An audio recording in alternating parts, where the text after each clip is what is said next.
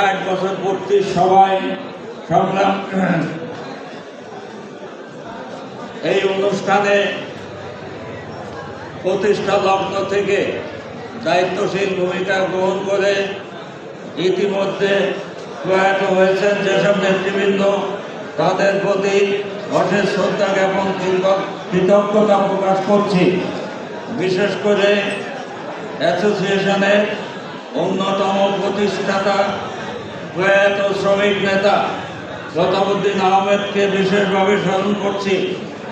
তিনি একাধারে নৌযান শ্রমিক ফেডারেশন, বাংলাদেশ ট্রেড ইউনিয়ন সংঘ ও জাতীয় গণতান্ত্রিক ফ্রন্ট প্রতিষ্ঠায় নেতৃস্থানীয় ভূমিকা পালন করেন। একজন লঞ্চের শ্রমিক, প্রতিনিয়ত তিনি রুজির সমস্যায় ভোগেন, তার চাকরির সমস্যায় ভোগেন। তার চাকরির নিরাপত্তা, জীবনের নিরাপত্তা এবং অধিকার প্রতিষ্ঠার জন্য তাকে প্রতিনিয়ত লড়তে হয়। এই লড়ার জন্য একটি সংগঠিত শক্তির প্রয়োজন হয়। এই প্রয়োজন থেকে অক্লান্ত শ্রম, মেধা, ত্যাগ ও তিতিক্ষার মাধ্যমে প্রতিষ্ঠিত হয় লঞ্চ লেবার অ্যাসোসিয়েশন। তাই আমি বলতে চাই, লঞ্চ লেবার অ্যাসোসিয়েশন প্রতিষ্ঠার পর আজকে প্রতিষ্ঠিত হয়েছে সর্বসাকুল্যে আরও 13টি সর্বসাকুল্যে 13টি সংগঠন। তাই বাংলাদেশ লঞ্চ লেবার অ্যাসোসিয়েশনকে নৌযান শ্রমিক সংগঠনের পদক্ষেপ বললে ভুল হবে না।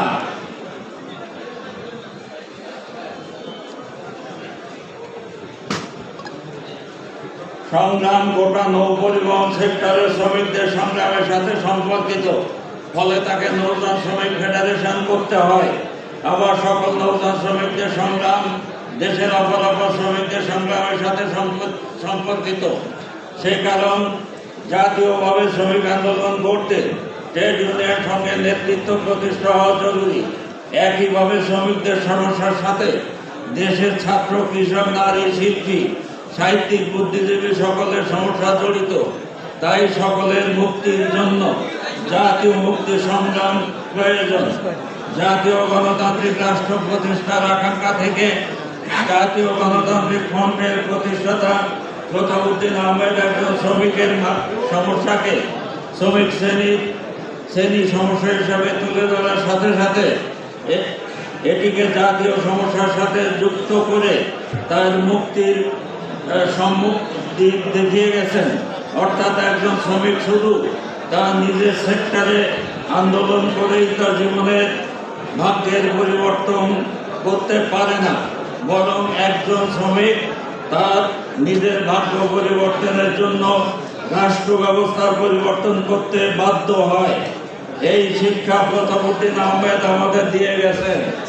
আজকের পৃথিবীতে সাম্রাজ্যবাদ